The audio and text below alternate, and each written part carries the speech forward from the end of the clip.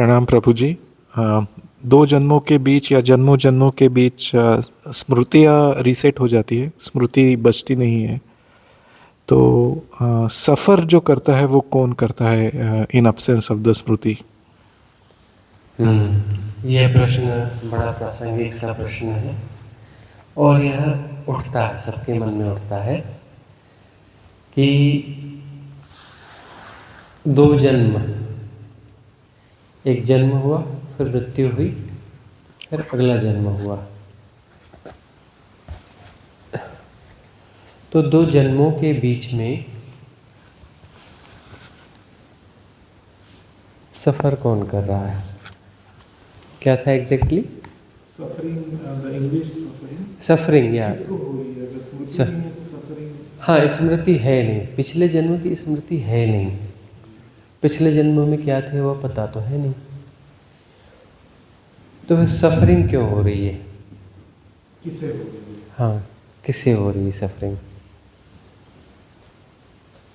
जब वह तारतम्य दिखता ही नहीं है तो उसकी सफरिंग हो कैसे रही है?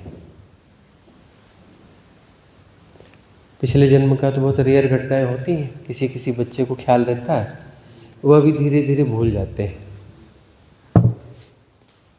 और इसमें एक बात और भी है कि जिन बच्चों को पिछले जन्मों की स्मृति होती है वह थोड़े ज़्यादा कष्ट में दिखते हैं और उनको हेल्थ इश्यूज़ भी बहुत ज़्यादा हो जाते हैं।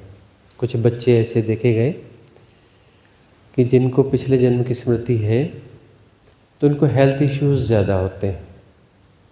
क्यों? क्योंकि पिछले जन्मों का बोझ मस्तिष्क पर है और बॉडी जो है साइकोसोमेटिक है,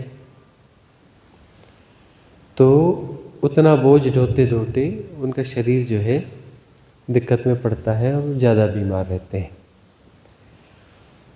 अब बात यह आती है कि पिछले जन्मों की स्मृति तो है नहीं, फिर सफरिंग क्यों है? जब स्मृति नहीं है तो सफरिंग भी नहीं होनी चाहिए। सफरिंग नहीं होनी चाहिए ना, जब स्मृति नहीं है पिछले जन्मों की तो सफरिंग क्यों होनी चाहिए? स्मृति नहीं है का अर्थ क्या है? वो जो छोटा सा कॉन्शियस माइंड है ना, वह सर्च नहीं कर पा रहा है सबकॉन्शियस माइंड में जा करके उन स्मृतियों को। सबकॉन्शियस माइंड में सारी स्मृतियां हैं, पिछले जन्म की नहीं, जन्मों जन्मों की पूरी, शुरू से आखिरी तक। जब वह बिंदु सृजित हुआ और उस पर संघात पड़ने लग गए, मतलब संघातों के कारण कोई बिंदु विनिर्मित हो जाता है और वह बिंदु जो है उस पर लगातार संघात होते रहते हैं। हर संयोग एक संघात विनिर्मित करता है जो समूह संघात होता है। समझने में थोड़ी मुश्किल सी बातें हैं। समूह संघात जो है जिस सेंटर को क्रिएट कर रहे हैं वह बिंदु बनेगा और समूह संघात होते हैं। हर बिंदु पर समूह संघात होता है, कोई इकलौता संघात वगैरह नहीं होता, समूह संघात होता है, क्योंकि अनंत गतियाँ हैं। अनंत गतियाँ हैं तो हर बिंदु पर समूह संघात होगा और वह समूह संघात जो है उस बिंदु पर हो रहा है तो वहाँ पर स्मृति बनती है, आकाशीय रिकॉर्ड बनता है, आकाशीय रिकॉर्ड बनता है, स्मृति बनती है। और वह जो है एक बार वह वृत्त क्रिएट हो गया है, बिंदु क्रिएट हो गया है और कुछ समय तक वो सर्वाइव कर गया है तो वह बिंदु फिर लंबा खिंचता है, खिंचते जाता है, अपडेट होते जाता है। और ये खेल का नियम है, इस खेल का, इस महाराज का नियम है कि ऐसा होना चाहिए, इसलिए ऐसा होता है और उसकी यात्रा चलती है, उसकी यात्रा फिर चलती चली जाती है। अब यह जो है यह यात्रा चल रही है, इसमें स्मृतियां हैं भी अब हमें पिछले जन्म की स्मृति नहीं है, इसका मतलब ये नहीं कि हमारे पास वो स्मृति नहीं है। सेपरेशन को हम जी क्यों रहे हैं कि हमारे पास अपनी स्मृतियां हैं, अपनी धारणाएं हैं, अपने पूर्वाग्रह हैं।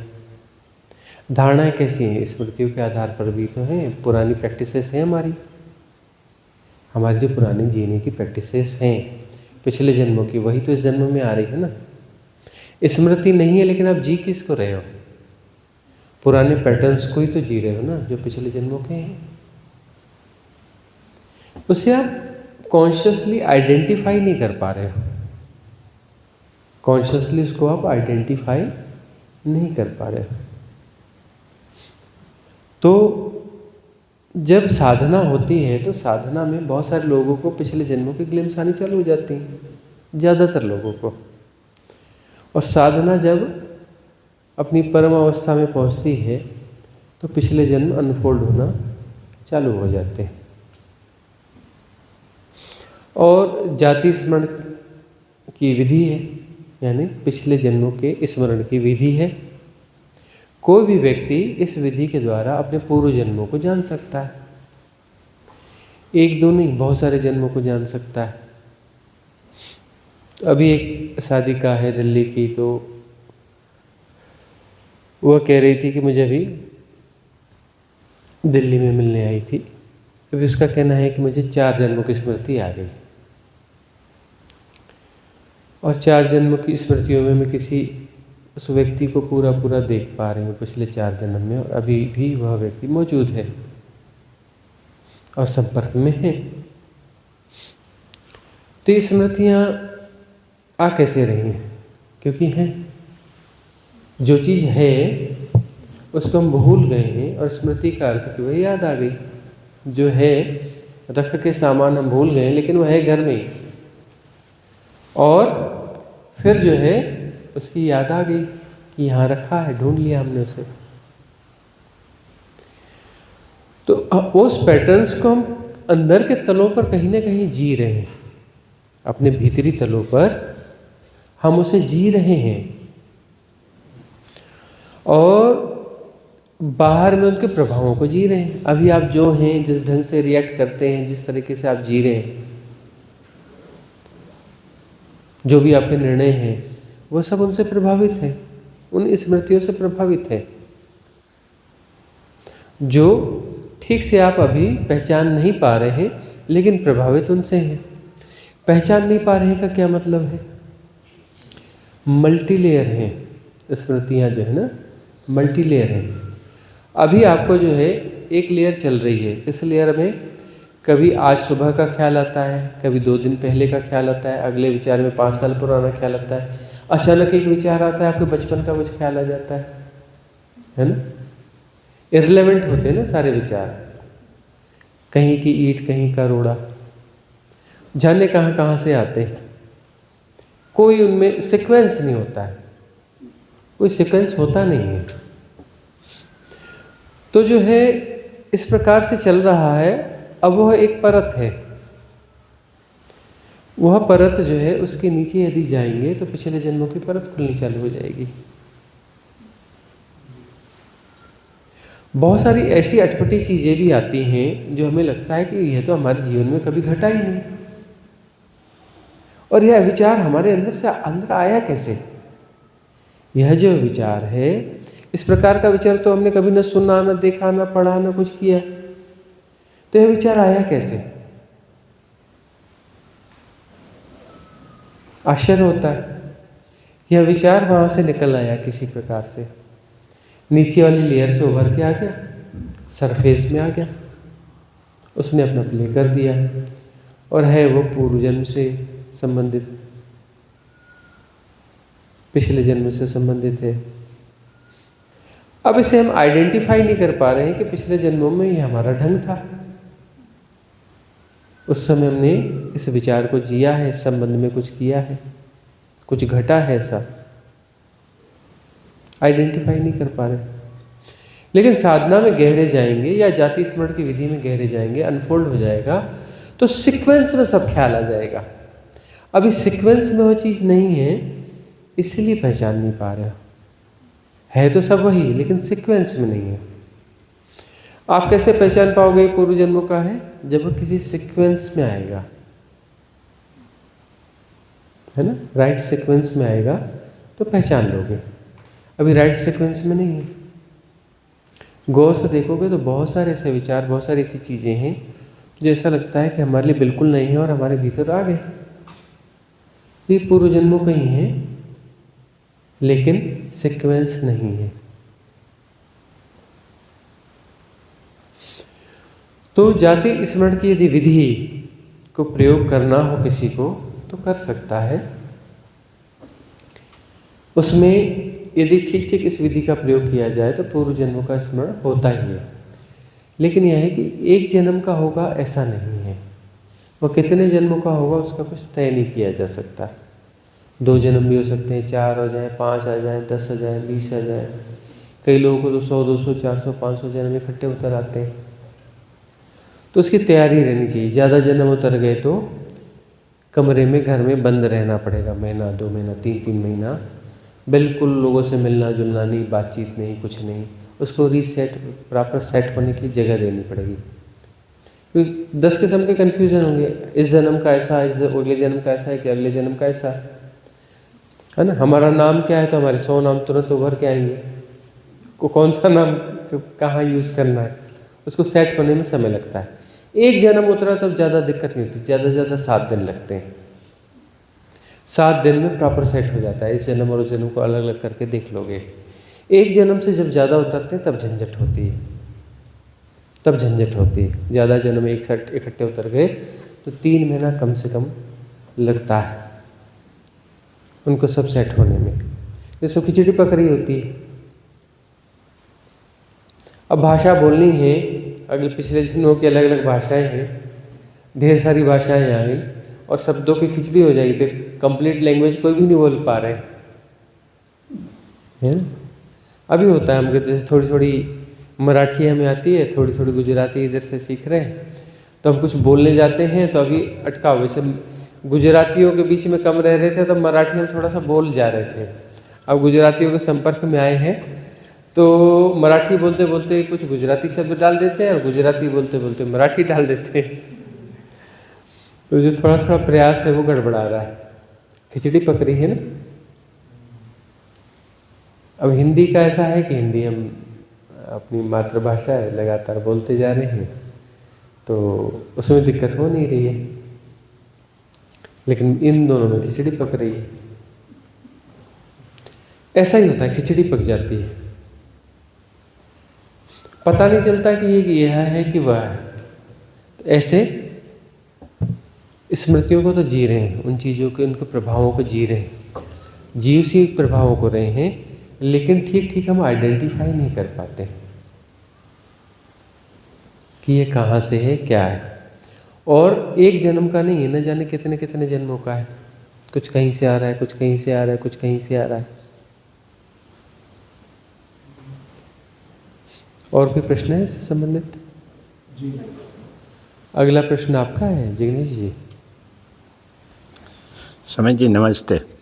समय जी, ये दुआ और बद दुआ है, हाँ। उसका आध्यात्मिक विज्ञान क्या है? एक सामान्य मनुष्य किसी साधक को दुआ या बद दुआ देता है तो क्या होता है? एक साधक कोई सामान्य मनुष्य को दुआ या बद दुआ देता है तो क्या होता है? और कभी एक गुरु किसी को दुआ देता है या तो आशीर्वाद देता है तो उसकी इफेक्ट क्या है? और साथ में ये भी पूछ लेते हैं, हमें किसी को आशीर्वाद या तो दुआ देनी है तो क्या देनी चाहिए? प्रश्न महत्वपूर्ण है, बड़ा भी है। दुआ और बद्दुआ, इसका आध्यात्मिक मूल्य क्या है? और कोई साधक जो है किसी को दुआ बद्दुआ दे तो उसका प्रभाव कितना होगा? और कोई गैर साधक साधक को दुआ बद्दुआ देगा तो उसका प्रभाव क्या होगा?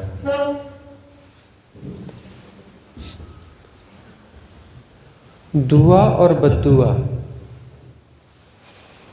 यह हृदय की कितनी गहराइयों से निकल रही है उस अनुपात में वो मारक होती है, कितनी गहराइयों से हो रही है। यदि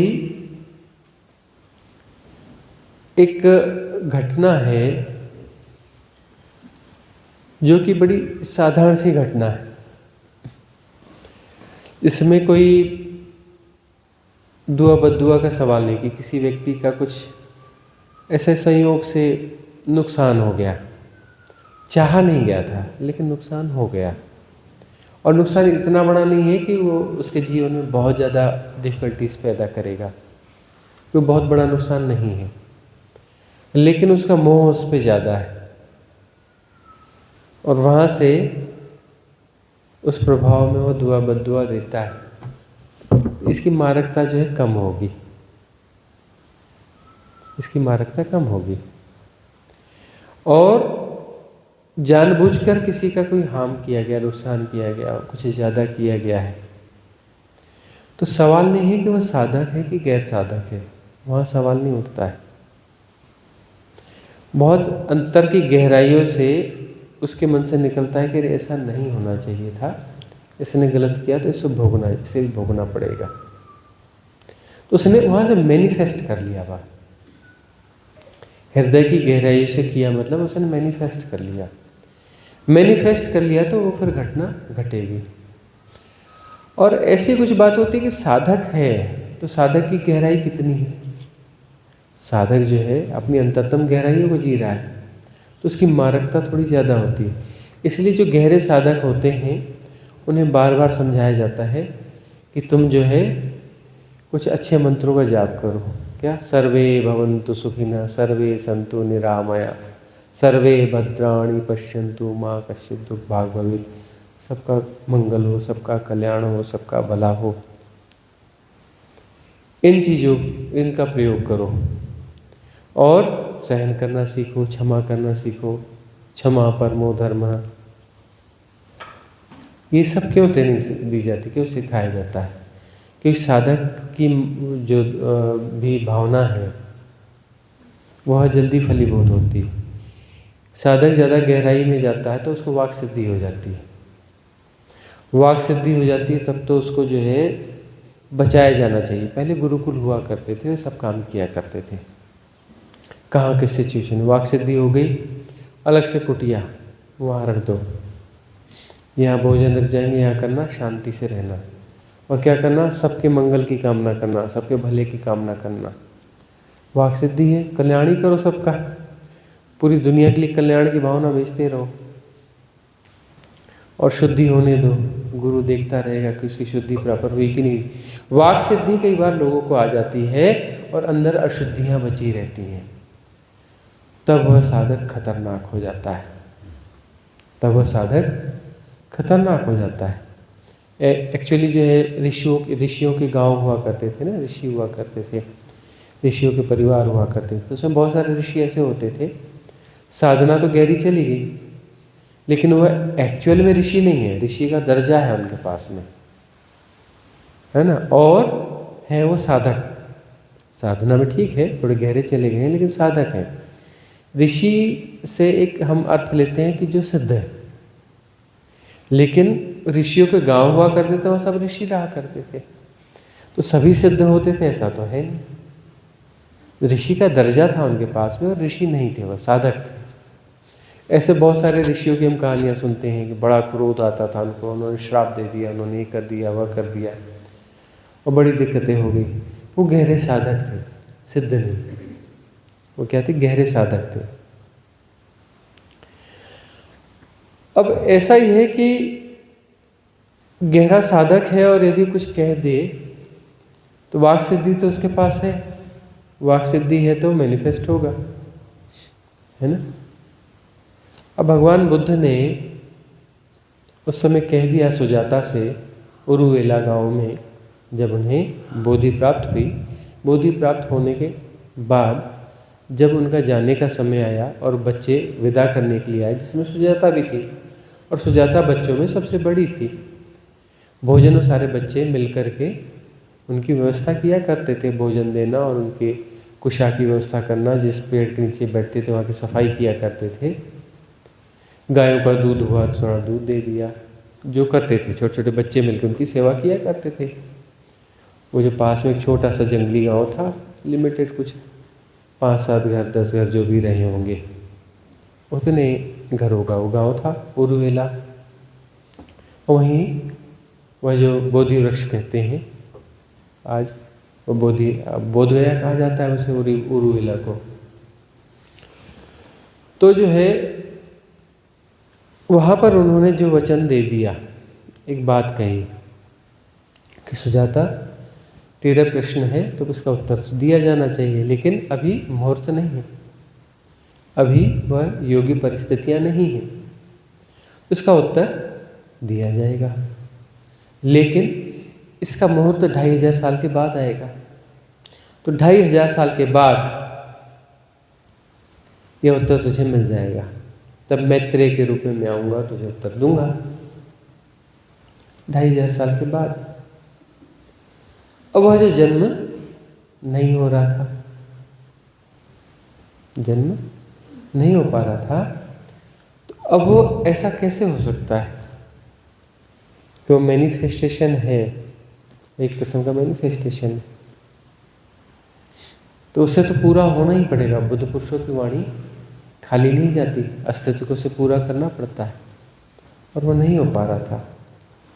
तभी तो चिंता पैदा हुई, और लेडबिटर और एनी बेसेंट और ये सारे लोग जो है इकट्ठे हुए, और इन्होंने थियोसॉफिकल सोसाइटी ऑफ इंडिया बनाई, और ये प्रयास किया कि बुद्ध पुरुष का वचन है खाली नहीं जाना चाहिए।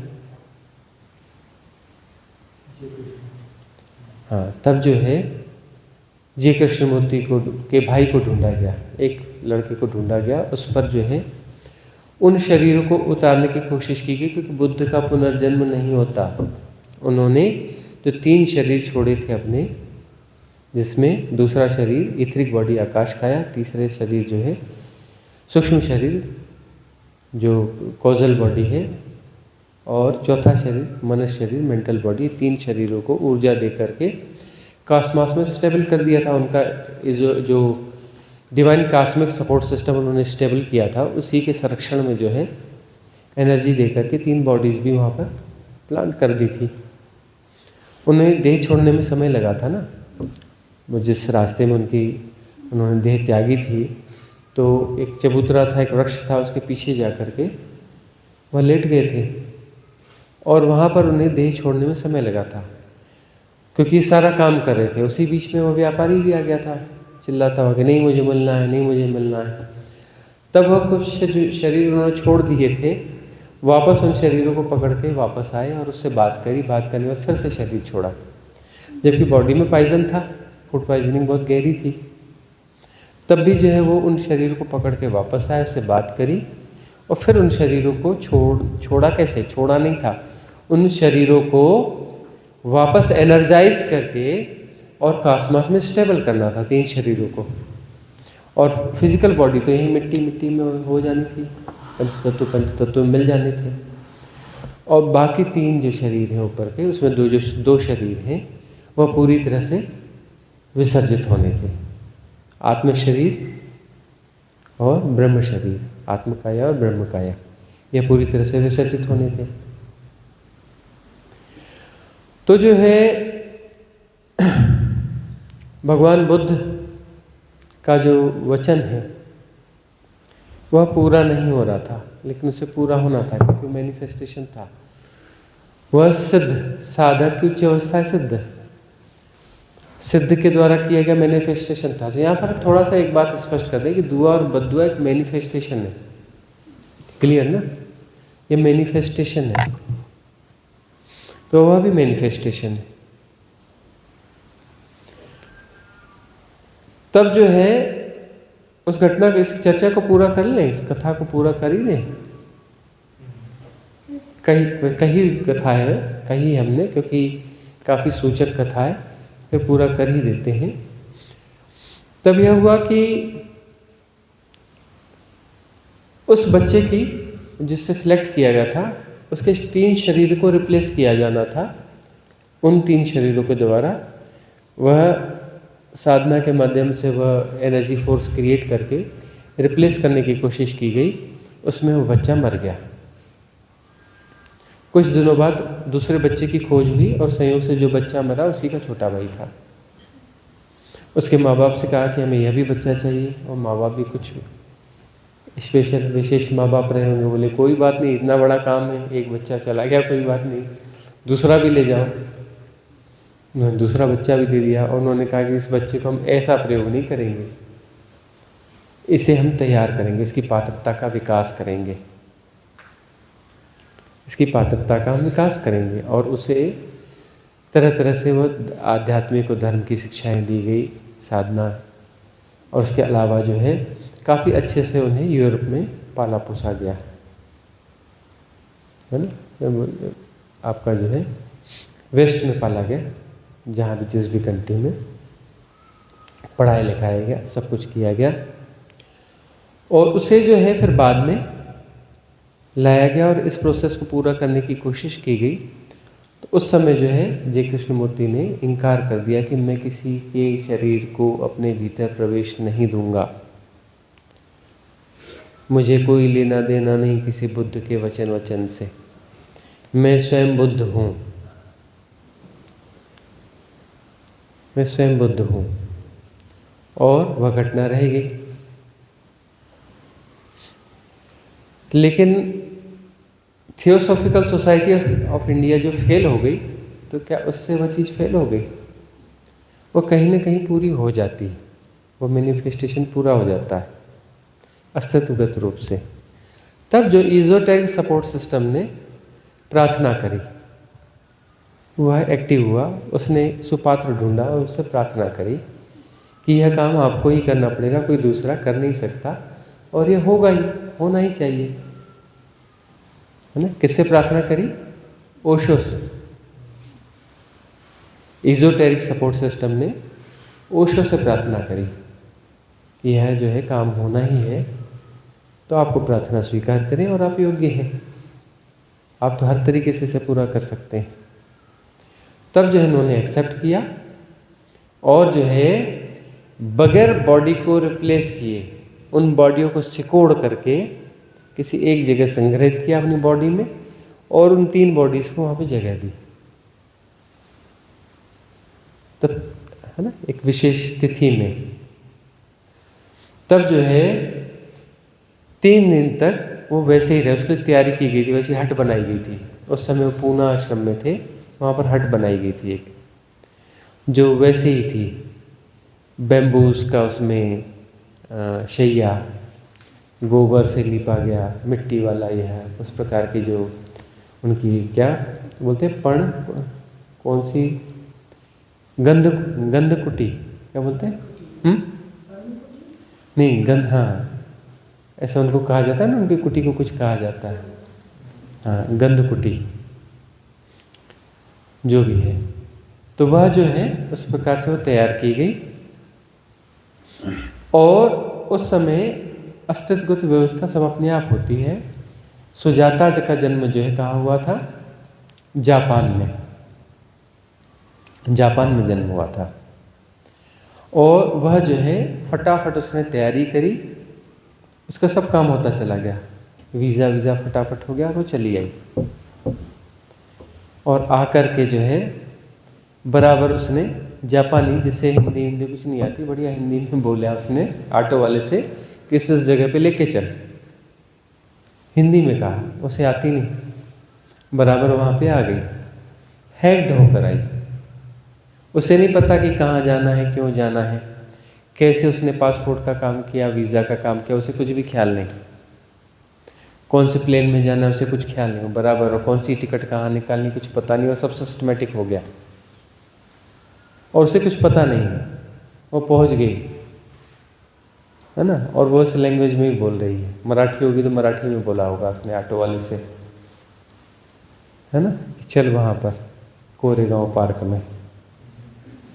और वहाँ पहुँच भी गई, और वहाँ दरवाज़ा पर जैसे ही खड़ी होती है तो वह जो हैकिंग्स हैं, इजोटेरिक सपोर्ट सिस्टम जो हैक करके वहाँ ले आया था, वो हैकिंग्स विड्रा की विड्रा करते ही उसकी सुजाता की स्मृतियाँ आई और साथ में जापान वाली स्मृतियाँ भी दोनों कोलोबरेट हो गई। और वहाँ पर जो है उसने वह जोर से चिल्लाया 3 बार। और नाम क्या था उनका, जहाँ वो आई थी, आचार्य रजनीश। उनका नाम क्या था, आचार्य रजनीश। और उसने दरवाजे पर खड़े होकर 3 बार चिल्लाया। क्या चिल्लाया, ओशो ओशो ओशो। कितने बार चिल्लाया, और कैसे, हाथ उठाकर किया, है ना। और वो भीतर आई और जो है उनकी शरण में गई। तब जो है वहाँ जिनसे मिल रही थी वो कौन थे, भगवान बुद्ध। किस रूप में, मैत्रेय। भगवान बुद्ध तो मुक्त हो गए, लेकिन वो 3 शरीर वैसे ही थे। और वह संवाद जो है उसमें कोई दूसरा शामिल हो नहीं सकता था, कोई उसका गवाह नहीं है, कोई उसका गवाह नहीं है। इसको रिकॉर्डेड नहीं दिया गया, इसके कोई फ़ोटोज़ नहीं होने दिए गए। और यह जो है बहुत गोपनीय तरीके से यह चीज़ संपन्न हुई। उन 3 दिनों में सुजाता उनके साथ रही और उस बीच में उसका जो क्वेश्चन था उसका आंसर दिया गया और उसकी जो साधनाएं थीं उसमें भी सहयोग किया गया और सुजाता की ग्रोथ हो गई। और 3 दिन बाद वह 3 शरीर जो है ओशो ने उनको ले जाकर के डिज़ॉल्व कर दिया, कॉस्मोस में ले जाके प्रॉपरली डिज़ॉल्व कर दिया। तो 3 दिन तक जो है वो कैसे चलते थे, जैसे बुद्ध चलते थे। कैसे सोते थे, जैसे बुद्ध सोते थे। कैसे आहार लेते थे, जैसे बुद्ध लेते थे। 3 दिन तक वो बुद्ध की तरह जिए और 3 दिन बाद उन्होंने उस बॉडी को निकाल कर कॉस्मोस में डिसॉल्व कर दिया। अब जो है वह बात पूरी हो गई, लेकिन अब इसमें एक प्रश्न और उठता है, तो उसको भी पूरा कर दें। इसके बाद ही जो है वो ओशो जो है विरुद्ध धारण हुआ उनका। और वैसे ये जापानी शब्द ही है ना, ओशो। इसका अर्थ क्या होता है, देवता जिस पर फूलों की वर्षा करते हैं ऐसा व्यक्ति, वह ऐसा विशिष्ट व्यक्ति। तो जो है उन्होंने 3 बार कहा, तो अभी भी उनकी परंपरा में 3 बार ओशो कहा जाता है और ऐसे हाथ उठा के कहा जाता है। उनकी परंपरा में कोई भी उनका जो ध्यान कार्यक्रम वगैरह खत्म होता है तो 3 बार ओशो ओशो जोर से कहा जाता है सामूहिक रूप से, और हाथ उठा कर कहते हैं। तो सुजाता ने जो उस समय जो वो कहा था वही कंटिन्यू है। सुजाता, इस जन्म का नाम हमें नहीं पता, उसका जापानी नाम क्या है, वो तो शायद शरीर छोड़ भी चुकी है अभी। अब वह जो है कोई भी ऐसा मैनिफेस्टेशन है, यदि आंतरिक गहराइयों से होता है तो पूरा हो जाता है। हम जो है मैनिफेस्टेशन वगैरह जो होता है उसकी आलोचना करते हैं, लेकिन मैनिफेस्टेशन तो होता है ना। कोई चीज़ कोई मैनिफेस्ट करना चाहे तो कर सकता है, लेकिन मैनिफेस्ट जो कर रहा है, जो दुनियादारी की चीज़ें कि मेरे पास इतना धन आ जाएगा या पद आ जाएगा या फलाना आ जाएगा, ये मैनिफेस्टेशन है क्या? ये पागलपन नहीं है। अपनी डिवाइन एनर्जीज़ को वहाँ लगा करके तुम क्या जनरेट कर रहे हो? पैसे जनरेट कर रहे हो, पद बना रहे हो डिवाइन एनर्जी से। किसी की कुंडलिनी का जागरण हो गया और उसके भीतर अशुद्धियाँ हैं और वह क्या मैनिफेस्ट कर रहा है उससे? कुंडलिनी की शक्ति जागने के बाद में कोई राजनीतिक पद प्राप्त कर लेता है, बड़ा धन प्राप्त कर लेता है, यह कर लेता है। कर क्या रहा है? इसलिए जो है क्लिनजिंग का बड़ा महत्व है। क्लिनजिंग प्रॉपर होनी चाहिए ताकि कुंडलिनी जागरण हो जाए तो जो ऊर्जा आए तब वह मुमुक्षु की हैसियत का हो। मुमुक्षु को क्या चाहिए? मुक्ति, किसी भी कीमत पर, है ना। उसको जो है सारी मिस्ट्रीज अनफोल्ड होनी चाहिए और वह अनफोल्ड इस तरीके से हो कि अंततः राइट क्लिनजिंग और जो बची क्लिनजिंग है वह भी हो जाए, सारी है हाइपोथेसिस जो है वह विड्रा हो जाए। यह मुमुक्षु चाहेगा। मुमुक्षु नहीं है, थोड़ा नीचे की स्थिति है और वो सदगुरु सानिध्य में ज़्यादा रह गया और कुछ हो गया और कुछ पुण्यों का उदय हो गया, कुछ हो गया, किसी प्रकार से कुंडली जागरण हो गया, तो उस शक्ति का क्या प्रयोग कर लेगा? वह अपनी वासनाओं की प्रतिपूर्ति में कर लेगा, मैनिफेस्ट कर लेगा अपनी वासनाओं को। ऊर्जा है वहाँ पर, ऊर्जा है तो मैनिफेस्ट तो हो ही जाएगा ना, अंतर की गहराइयों से होगा, क्योंकि वह कुंडली जागरण हुआ है, कुछ शुद्धि वहाँ पर हो जाता है, हो ही जाती है, अलाइनमेंट काफ़ी हो जाता है उस समय में। थोड़ा अलाइनमेंट रह गया, नीचे के चक्रों में थोड़ा अलाइनमेंट कहीं बैलेंस रह गया है, मतलब वहाँ कुछ वासना फंसी रह गई है, वह पूरी और पूरा होना चाहती है, क्लिनजिंग उसकी हुई नहीं है। या तो भोगो होशपूर्वक तो क्लिनजिंग होगी, या फिर क्लिनजिंग की ठीक विधियों का प्रयोग करो तो क्लिनजिंग होगी।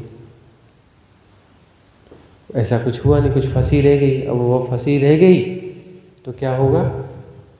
मैनिफेस्ट हो ही जाएगी, ऊर्जा मिल गई।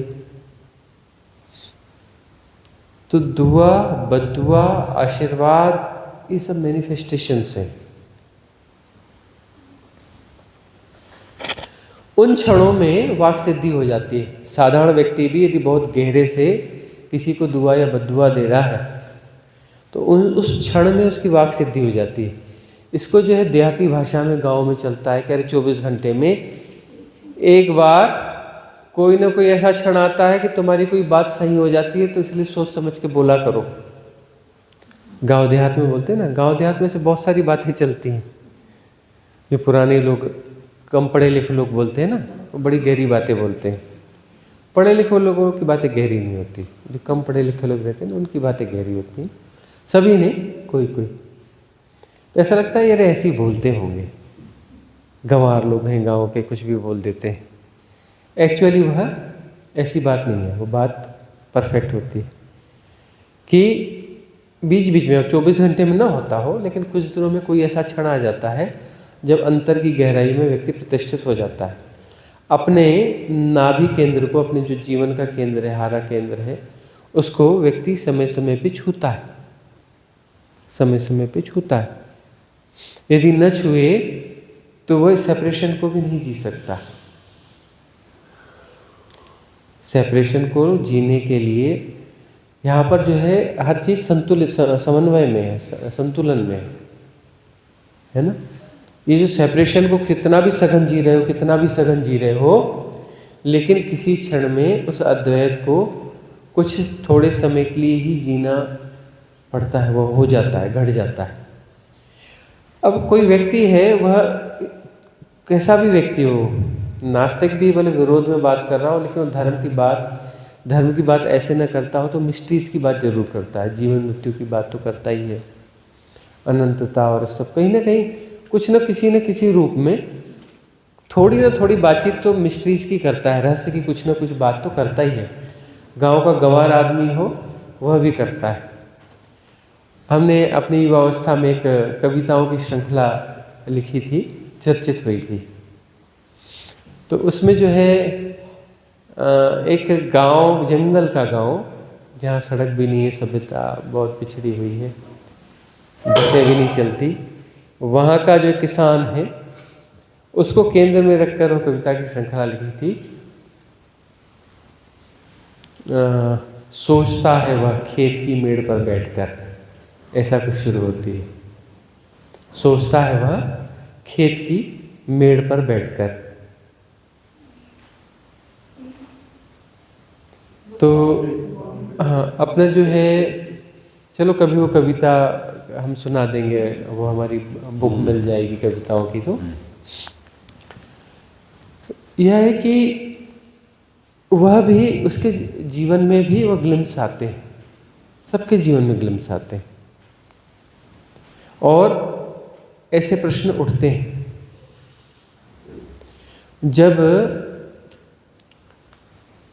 बड़े अनुभवों को प्राप्त होते हैं, ज्ञान को प्राप्त होते हैं, तब जो है उसी समय रिकॉल होता है कि अरे मैं 3 साल का था, 5 साल का था, यहाँ इस स्कूल में खड़ा था इस पेड़ के पास में, तो कुछ क्षण के लिए कुछ ऐसा हुआ था, उन क्षणों में ऐसा हुआ था, उन क्षणों में ऐसा हुआ था। उस समय उनका महत्व नहीं समझ में आया, अरे कुछ हुआ था, लेकिन उस समय समझ में आता है कि वह जो हुआ था यही हुआ था, लेकिन बहुत छोटा ग्लिम्स था। बहुत छोटा ग्लिम्स था। हम शायद KG1 ऐसा कुछ होता है ना, वो LKG बोलते हैं आजकल उसको, उसमें थे और एक स्कूल में पढ़ने जाते थे। तो वहाँ पर एक बरगद का बड़ा सा पेड़ था, उसके पास हम अकेले खड़े थे और ठंड के दिन थे, धूप बड़ी सुहानी थी और वहाँ खड़े खड़े कोई सेकंड 2 सेकंड के लिए नहीं, कुछ ठीक ठाक ही घट गया था, 2-4 मिनट के लिए कुछ अच्छा सा घट गया था। ऐसा जो है घट जाता, उस समय पूरे आंतरिक प्रश्न जो है उसके आसपास मंडरा रहे थे कि मैं कौन हूं के साथ में, अरे मैं कौन हूं तो अलग है, कि यह शरीर में नहीं हूं या मैं नहीं हूं, लेकिन मैं तभी हूं तो सही ना, इस प्रकार का कि शरीर में नहीं हूं, यह मैं नहीं हूं, यह मैं नहीं हूं, तभी मैं हूं तो सही ना, मेरा होना तो कहीं ना कहीं है ही ना, कहीं ना कहीं से तो जानना हो रहा है ना। वो हमारी उम्र जो भी रही होगी 4 साल के आसपास रही होगी, तो उस समय जो है इस प्रकार की बात उठी। तो ऐसे ग्लिम्स जो है सबको घटते हैं, सबको घटते हैं। तो मैनिफेस्टेशन जो है उन क्षणों में होता है। अच्छा, एक और बात है, ये मैनिफेस्टेशन जो है ना, दुआ बद्दुआ कब ज़्यादा काम करेगी? इड़ा पिंगला सुषुम्ना, है ना, सूर्य नाड़ी चंद्र नाड़ी। सूर्य नाड़ी चल रही हो तो कम काम करेगी, चंद्र नाड़ी चल रही हो तो ज़्यादा काम करेगी, और सुषुम्ना नाड़ी चल रही हो तो बहुत ज़्यादा काम करेगी। सूर्य नाड़ी चल रही हो, दाया स्वर चल रहा हो तो दुआ बद्दुआ बहुत कम काम करेगी, चंद्र नाड़ी चल रही हो तो ज़्यादा काम करेगी, और सुषुम्ना नाड़ी चल रही हो तो मारक हो जाएगी। क्या साधक को कोई प्रोटेक्शन नहीं प्राप्त होता? अच्छा, हाँ, गहरा साधक को प्रोटेक्शन प्राप्त होता है या नहीं होता है? गुरु नानक देव के जीवन की घटना है, यही हम कह रहे थे। जो जादू मंत्र होता है ना, जादू मंत्र भी एक किस्म का मैनिफेस्टेशन ही तो है। इसमें हालांकि एक टेक्निक है कि वो जो है कलेक्टिव सबकॉन्शियस माइंड में मूव करते हुए संबंधित व्यक्ति के सबकॉन्शियस माइंड में प्रवेश कर करके वहाँ पे वायरस डाला जाता है, वहाँ पे संक्रमण डाला जाता है, वहाँ हैकिंग की जाती है, और साइकोसोमेटिक इफ़ेक्ट्स जो है उसके बॉडी में डाल दिए जाते हैं। तो इस प्रकार की कोशिश जो है गुरु नानक देव के साथ हुई थी जब वो असम में गए थे। कौन सी देवी है वहाँ पे? कामाख्या देवी, है ना। तो वहाँ पर ये सब तंत्र मंत्र ये सब चलता है। तो वहाँ वो गए थे, तो वहाँ पर जो एक जादूगरनी थी, उसने देखा कि ये बड़ा प्रभावशाली सुंदर सा व्यक्ति तो है, पेड़ के नीचे बैठ गया है, आंखें बंद करके अपनी साधना में अपने आप में लीन है। और कई लोग रहते हैं विघ्न संतोषी, अच्छा देखा तो देख के नहीं होता, तो उसने उनको छेड़ने की इच्छा हुई, छेड़ा। और छेड़ा क्या कि तरह तरह के जादू, मारक जादू जो है उनके ऊपर प्रयोग किए। तो प्रयोग करते चले गए, करते चली गई वह, और सारे उसके मारक जादू फेल होते चले गए। और बड़ा किया, और बड़ा किया, और बड़ा किया, बड़ी ताकत लगाई, और जो है उनको कोई प्रभाव ही नहीं पड़ा। तब जाकर वो घबराई और जाकर सरेंडर कर दिया कि मैंने तो पूरा सब कुछ कर दिया, इस बंदे को कुछ हुआ ही नहीं। तो मतलब ये कोई नॉर्मल बंदा सचमुच में नहीं है। जाकर के चरणों में गिरी, पैर पड़े और कहा कि महाराज मुझे माफ़ कर दो। क्या हो गया, किस बात की माफ़ी मांग रही है? अरे आपको पता नहीं? बोले नहीं पता नहीं। अरे मैंने आप पे ऐसे ऐसे जादू किए खूब सारे, और आप पे प्रभाव ही नहीं हुआ। अब मुझे ये बताओ कि ऐसा क्या हुआ कि प्रभाव नहीं हुए, मेरे जादू के प्रभाव क्यों नहीं हुए? तो मुझे तो पता ही नहीं। अरे महाराज ऐसा मत करो, बता दो। तब उन्होंने कहा कि तुम जहाँ पर द्वैत को जिया जा रहा है, द्वंद्व को जिया जा रहा है, वहाँ पर तुम्हारा जादू काम करेगा। मैं द्वंद्व को जीता ही नहीं हूँ, है ना, मेरे पास वो गतियाँ ही नहीं। तुम जो तुम्हारा जादू है, तुम गतियों का प्रयोग कर रहे हो, तुम ज़्यादा गतियों को ज़्यादा प्रयोग कर रहे हो। वहाँ तेज गति पैदा कर रहे हो। तेज गति के साथ मैनिफेस्टेशन का मतलब है कि जल्दी और ज़्यादा प्राप्त करना, जल्दी और ज़्यादा कुछ क्रिएट कर देना। किसी कोई बहुत धन चाहिए किसी को, तो जल्दी और ज़्यादा क्रिएट करना चाहता है ना, उसमें गति का प्रयोग होगा ना, गति का प्रयोग होगा। गति के प्रयोग से वह जल्दी और ज़्यादा क्रिएट करेगा। तो जादू भी जो जल्दी और ज़्यादा प्रयोग करने की एक वो प्रक्रिया है। अब कोई व्यक्ति जो है, कोई जादूगर जादू किया, तो जादू करने के बाद वह नॉर्मली उठ के जाएगा क्या? नहीं, वो तो कमज़ोर हो चुका होगा। अपनी उसने एनर्जी खर्च कर दी ना, गतियों का प्रयोग किया मतलब अपनी एनर्जी खर्च करी ना, तभी तो जादू हुआ ना। तो वह जो कमज़ोर पड़ जाएगा, उसके बाद उसको जो जाके आराम करना पड़ेगा, खूब थोड़ा खाना पीना पड़ेगा, 1-2-4 दिन आराम करना पड़ेगा, तो बॉडी रिकवर करेगी। बॉडी जो है रिकवर करेगी। तो मैनिफेस्टेशन, कोई भी मैनिफेस्टेशन हो तो वह आपकी ऊर्जाओं को खाता है, इसलिए मैनिफेस्टेशन के चक्कर में नहीं पड़ना चाहिए। मैनिफेस्टेशन के चक्कर में नहीं पड़ना चाहिए। तो दुआ और बद्दुआ यह भी मैनिफेस्टेशन है। यह भी क्या है? मैनिफेस्टेशन है। दोनों से बचना चाहिए। मंगल कामना अलग चीज है। देख लो, समझ लो, दुआ और मंगल कामना दोनों में फर्क है। दुआ का अर्थ है कि तूने मेरा फलाना फलाना भला किया, तो मेरी दुआ है तुझे कि तेरा ऐसा ऐसा हो जाए। तो एक किस्म का मैनिफेस्टेशन है। इसमें कंसंट्रेशन है, कंसंट्रेशन है। इसमें जो है ऑब्जेक्ट है, वह जो निर्धारित लक्ष्य है किसी व्यक्ति, किसी संकुचित दायरे का। तो इसमें जो है अपनी ऊर्जाओं का खर्च होगा। एक होता है मंगल कामना। मंगल कामना होती है ना, तो वह सबका मंगल हो। मंगल कामना होती है नहीं, तेरा मंगल कहते हैं, लेकिन एक्चुअली मंगल कामना तेरा मंगल हो जैसी नहीं होती। मंगल कामना सबका मंगल हो। सर्वे भवन्तु सुखिनः, सर्वे सन्तु निरामया, सर्वे भद्राणि पश्यन्तु माँ कश्चित् दुख भाग भवेत्। किसी को भी दुख न हो, सबका मंगल हो। सबका इन द सेंस सभी मनुष्यों का नहीं, सभी जीव जंतुओं का ही नहीं, सभी वनस्पतियों का नहीं, सबका, पत्थर का, ईंट का, है ना, सभी वस्तुओं का, सबका मंगल हो। उसमें सब समाता है, उसके बाहर कोई नहीं रहता। जब यह मंगल कामना होती है, उस मंगल कामना के साथ में होता क्या है कि कॉस्मिक एनर्जी के साथ में हम अलाइन हो जाते हैं। वहाँ खूब एनर्जी जाती है, लेकिन उससे ज़्यादा आ जाती है। वहाँ पर वह एनर्जी आ भी जाती है। दुआ बद्दुआ वाला जो कहीं एक छोटे दायरे में किसी चीज़ को घुसाने की कोशिश कर रहे हो, बदलने की कोशिश कर रहे हो, तो वहाँ पर क्या होगा? छोटे दायरे में कर रहे हो तो अपनी ऊर्जाओं का हम वहाँ व्यय कर रहे हैं, अपनी ऊर्जाओं को वहाँ एक्सपेंस कर रहे हैं। लेकिन कॉस्मिक एनर्जी आकर सपोर्ट नहीं करेगी, क्योंकि तुम छोटे दायरे में जा रहे हो। किसी दायरे में तुम कुछ करना चाहते हो, तो किसी भी दायरे में तुम करते हो तो थकते हो, ठीक है ना। अपने परिवार, अपने लिए सब धन कमाओगे तो ज़्यादा थकोगे, अपने परिवार के लिए कमाओगे तो थोड़ा कम थकोगे, क्योंकि अपने लिए नहीं कमा रहे, अपने परिवार के लिए कमा रहे हो।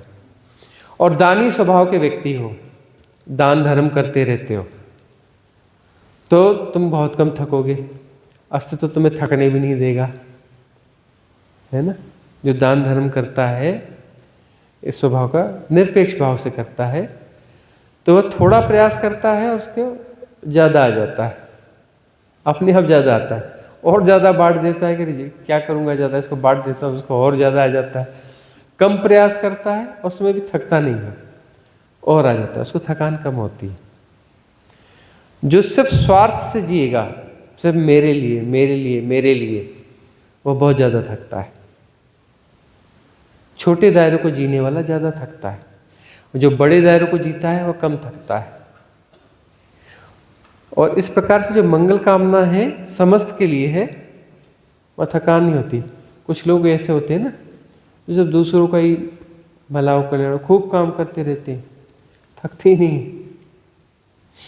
कुछ लोग का स्वभाव होता है ऐसा कि कहीं कोई भूकंप आ गया, पहुंच गए वहाँ पे, लगे हैं सेवा में, दूसरों को खाना दे रहे, खुद खाना खाना भूल गए, दूसरों को करे इनको सोने को मिल जाए, इनका यह हो जाए, इनका वह हो जाए, इनका वह हो जाए, सब करते चलते हैं, खुद का ख्याल ही नहीं है।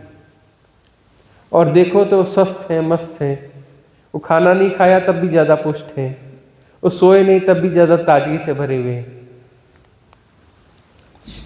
और जो है फिट एंड फाइन, मस्त, उनकी ऊर्जा, उनकी एनर्जी, उनका स्वरूप खिलता हुआ अलग ही क्वालिटी हो जाती है। हमें किसी को आशीर्वाद देना है तो क्या देना चाहिए? आशीर्वाद देने में तो बस यही होता है कि भाई तुम्हारा मंगल हो, कल्याण हो, अस्तित्वगत रूप से तुम्हारा मंगल हो, कल्याण हो, अस्तित्वगत रूप से, मतलब उसको अस्तित्व के साथ अलाइन कर दो।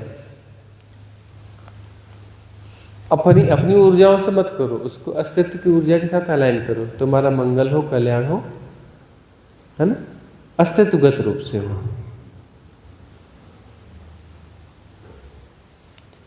और अस्तित्वगत रूप से मतलब कॉस्मिक एनर्जी, कॉस्मिक रिदम के माध्यम से यदि कुछ होगा तो क्या होगा? वो सचमुच में मंगल होगा, सचमुच में कल्याण होगा। वह मंगल कामना कैसी है कि कॉस्मिक रिदम के साथ एक हो जाओ, कॉस्मिक रिदम के साथ एक हो जाओ। सबसे बड़ी मंगल कामना यही, तुम्हारा अपना सेपरेशन विड्रॉ हो।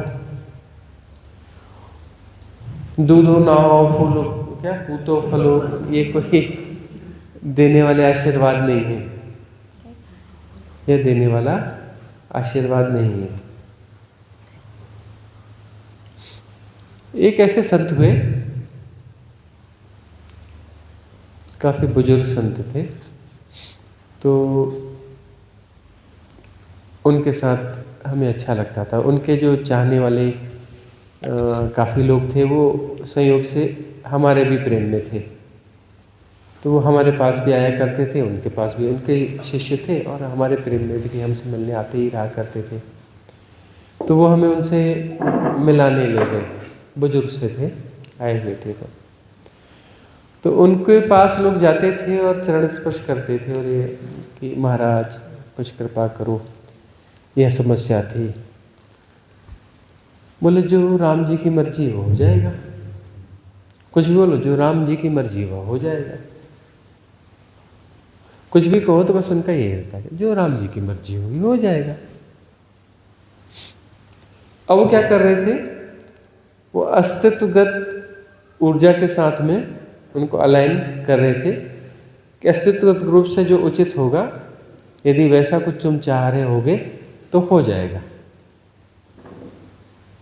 लेकिन अस्तित्वगत रूप से तुम अपने सेपरेशन को मजबूत करने के लिए कुछ चाह रहे होगे तो नहीं होगा। वो राम जी की मर्जी है, हम बीच में नहीं है। यह राम जी कौन है? कॉस्मिक रिदम, वो कॉस्मिक एनर्जी है ना। जो संत जिस राम की बात करते हैं वह राम परम है, उस परम राम की बात करते हैं। वह राम कौन है? परम है। बहुत सारे जो गहरे संत होते हैं, जब देखो तब वह राम राम राम करते रहते हैं। जित देखो तित राम ही राम। वो किस राम की बात कर रहे हैं? वह जो है कॉस्मिक रिदम वाला राम है, वह परम है। तो वह जो राम है उसकी मर्जी, उस अस्तित्व, एक्सिस्टेंस, राम यानी एग्जिस्टेंस, अस्तित्व, उस राम की मर्जी। मतलब उस कॉस्मिक एनर्जी के अनुरूप यदि तुम अपना कल्याण चाहते हो तो अस्तित्व तो उसमें है, होगा ही साथ में। कौन सा कल्याण? धन वाला कल्याण नहीं, वो कल्याण नहीं है ना। तुम सचमुच में सेपरेशन को विड्रॉ करना चाहते हो और यह जो तुम चाह रहे हो तुम्हें सेपरेशन के विड्रा करने में सहयोगी होगा, तो अस्तित्व पूरा कर दे। पहली बात तो यह है कि जब तुम मुक्ति के मार्ग पर चलते हो और अपने बैरियर्स विड्रा करते हो, तो कॉस्मिक रिदम तो हमेशा सपोर्ट में खड़ी होती ही होती है। कॉस्मिक रिदम सदा तुम्हें हील करने के लिए तैयार है। कॉस्मिक रिदम तुम्हें कॉस्मिक रिदम बनाने के लिए तैयार है सदा। तुम अपनी सेपरेशन वाली रिदम को विड्रा कर दो। यदि तुम अपने सेपरेशन वाली रिदम को यदि विड्रा कर दो, तो कॉस्मिक रिदम तुम्हें कॉस्मिक रिदम बनाने के लिए हमेशा तैयार है। इसका क्या अर्थ हुआ कि कॉस्मिक रिदम जो है, कॉस्मिक रिदम यानी दो रिदम नहीं होगी, एक ही हो जाओगे। तुम्हारी जो रिदम है, पर्सनल रिदम जो है, वह अलाइन हो जाएगी, वह भी कॉस्मिक रिदम बन जाएगी। तो आशीर्वाद तो यही होना चाहिए ना। आशीर्वाद तो दूसरा हो ही नहीं सकता। दूसरा आशीर्वाद के नाम पर कुछ भी दे दो, वह आशीर्वाद कैसे कहलाएगा? किसी को कह दो कि तेरे तो खूब धन मिले, धान्य मिले, तू समृद्ध रहे, आशीर्वाद थोड़ी ना, तो श्राप है। उस आशीर्वाद का है तो श्राप दिया है ना। उसे श्राप दिया कि तेरे पास खूब धन हो, धान्य हो, समृद्धि हो, और तू एक बड़ा मैनेजर बन जाए धन को संभालने वाला, ना बड़ा चौकीदार बन जाए उस धन को, समृद्धि को की सुरक्षा करने वाला। श्राप दिया ना, वो कोई आशीर्वाद है? गौर से देखो तो आशीर्वाद नहीं है। वैसे बहुत सारे लोग अपना कहते हैं कि अरे स्वामी जी ऐसा है, फलाना है, ये है, आपका आशीर्वाद चाहिए, आपका आशीर्वाद चाहिए। हम क्या लिखते हैं कि तुम्हारा ये काम पूरा या वो नहीं, हम क्या लिख देते हैं? ब्लेसिंग्स, दैट्स ऑल, है ना। आगे पीछे कोई और छोर नहीं रहता। फूल पत्ता साथ में ओमकार का नाद, और क्या लिखा रहता है? ब्लेसिंग्स। ओम के साथ जोड़ करके ब्लेसिंग्स जोड़ दे देते हैं। तुम उस ओम की रिदम में जाकर एक हो जाओ। उस ओम की रिदम में, उस कॉस्मिक रिदम में जाकर के एक हो जाओ। तुम मांगो कुछ भी, हम देंगे भाई। और कुछ दिया ही नहीं जा सकता। और कुछ देना तो श्राप देना है ना। अभी अलग बात है कि यदि उनके भीतर की वह क्वालिटीज हों, तो उस आधार पर यदि कुछ होना है तो हो जाएगा। उस आधार पर कुछ होना है तो हो जाएगा। कि वह हो सकता है कि उस के कुछ कर्म प्रारब्ध हैं जो पूरे होना चाहते हैं, और वह एक सीढ़ी हो, वह सीढ़ी जल्दी चढ़ जानी चाहिए। इस आधार पर यदि सहयोगी होता है तो वह भी घट जाएगा, वह भी घट सकता है, क्योंकि इसमें अब लंबा समय नहीं लगेगा, जल्दी हो जाएगा, ताकि वह अगली स्टेप्स आ जाए जिसमें मंगल और कल्याण छुपा हुआ है। हो सकता है कि इस सीढ़ी के साथ ही वैराग्य बोध आ जाएगा। इसलिए हो जाएगा, इसलिए हो जाएगा, उस ब्लेसिंग्स में वो समाया हुआ है कि इसलिए तुम्हें धन मिल जाएगा ताकि तुम धन से जल्दी उग जाओ,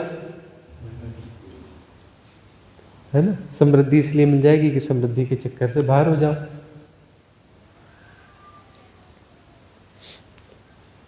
तो आशीर्वाद तो एक ही होता है कि तुम कॉस्मिक रिदम के साथ अलाइन हो जाओ, तुम्हारी पर्सनल अपनी रिदम प्ले करने की जो चाहना है वह विड्रा हो जाए। कोई और प्रश्न है तो ये सभा यहाँ समाप्त करें। है आपका प्रश्न? ये ऑन कैसे करेंगे? हाँ ऑन ही है। हाँ ऑन ही है। हाँ हाँ मुझे पूछना था कि जाति स्मरण का क्लिनजिंग में क्या उपयोग होता है? जाति स्मरण का क्लिनजिंग में क्या उपयोग है? देखो, जाति स्मरण के प्रयोग जो है भगवान बुद्ध और भगवान महावीर दोनों ने करवाया अपने साधुकों को। इसमें क्लिनजिंग का क्या उपयोग है? एक तो क्लिनजिंग का सीधा सीधा उपयोग है कि वैराग्य बोध यदि सघन है, वैराग्य बोध यदि सघन है तो उसे सब पता चलने लगता है कि ये सब कूड़ा कचरा है, इसको साफ हो जाना चाहिए, ठीक है ना। वैराग्य का मतलब ये सब कूड़ा कचरा इससे साफ हो जाना चाहिए। अब जो है परेशान से हो गए दुनिया से, परेशान हो गए तो बोले क्या आप साधना कर लो, मुक्त हो जाओ, झंझट झंझट दिख रही है। एक्चुअली वैराग्य नहीं हुआ है, एक्चुअली वैराग्य नहीं हुआ, और भीतर कहीं बीज दबे पड़े हैं।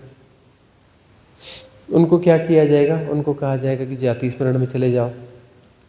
जाति स्मरण में क्या होगा कि पिछले जन्मों की स्मृतियां आएंगी, पिछले जन्मों की स्मृतियां आएंगी तो चाहते हैं कि सब ठीक है, लेकिन थोड़ा सा एक बंगला बन जाता, थोड़ी गाड़ी हो जाती, थोड़ा बहुत बैंक बैलेंस हो जाता, थोड़ा ये हो जाता, थोड़ा ये हो जाता, थोड़ा ये हो जाता, लेकिन वो है तो दुनिया बेकार, लेकिन थोड़ा थोड़ा हो जाता तो ठीक था,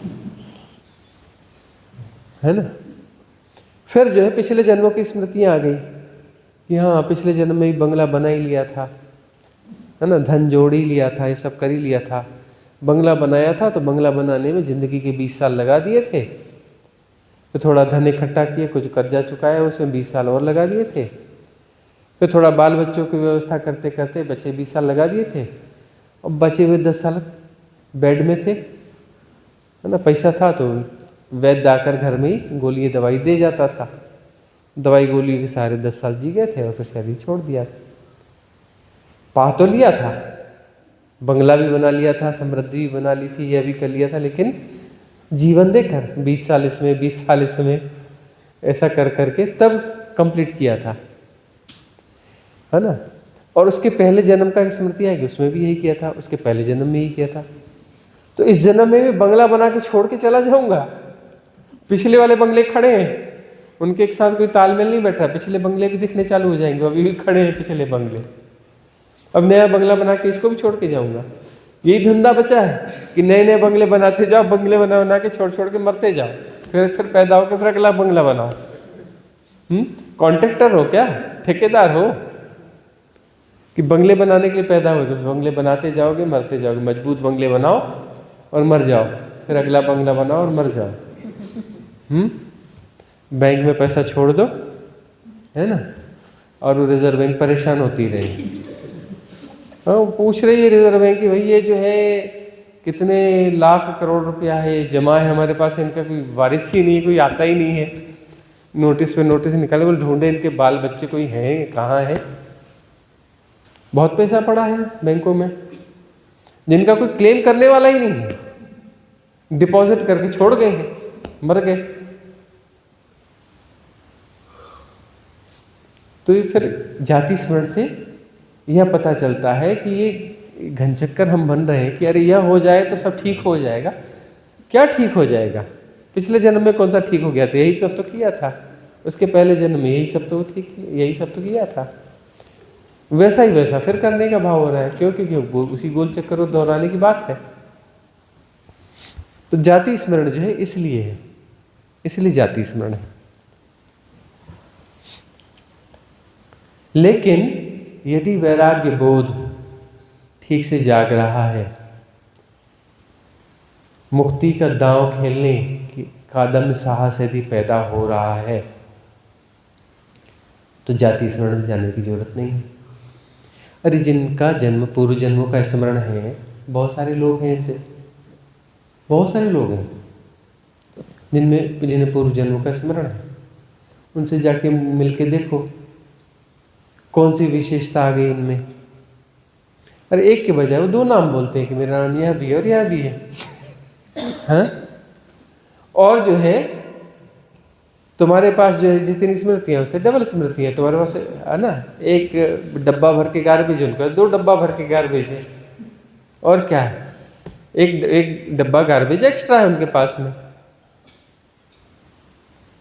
कई लोग तो बड़ा विशिष्ट है भाई, इनको पिछले जन्म का स्मरण है। अरे भाई तुम एक डब्बा ढो रहे हो, 2 डब्बे ढो रहे हैं, उससे ज्यादा क्या फर्क है। कोई खुशबू नहीं मिलती। वो आम आदमी नॉर्मल बंदे से भी गए गुजरे बंदे रहते हैं, उनके साथ 2-4 दिन रहोगे इरिटेट हो जाओगे। 2 दिन रहना बड़ा मुश्किल है इन लोगों के साथ में जिन्हें पूर्व जन्मों का स्मरण है। इतने बोरिंग और इतने बकवासी लोग होते हैं, ये इतना कूड़ा कचरा रहता है उनके पास में, और बड़े कंफ्यूज से रहते हैं। और दो दो आइडेंटिटीज को जी रहे हैं तो कंफ्यूज नहीं होंगे? बहुत ज्यादा कंफ्यूज लोग होते हैं। तो पूर्व जन्मों का स्मरण जो है, जाति स्मरण जो है, वैराग्य बोध को सघन करने के लिए, वैराग्य बोध को सघन करने के लिए। यदि वैराग्य बोध ऐसे ही सघन हो जाता है तो ये एक कूड़े के और डब्बे इकट्ठे करने का मतलब क्या है? ठीक है, तो सभा समाप्त करें आज की।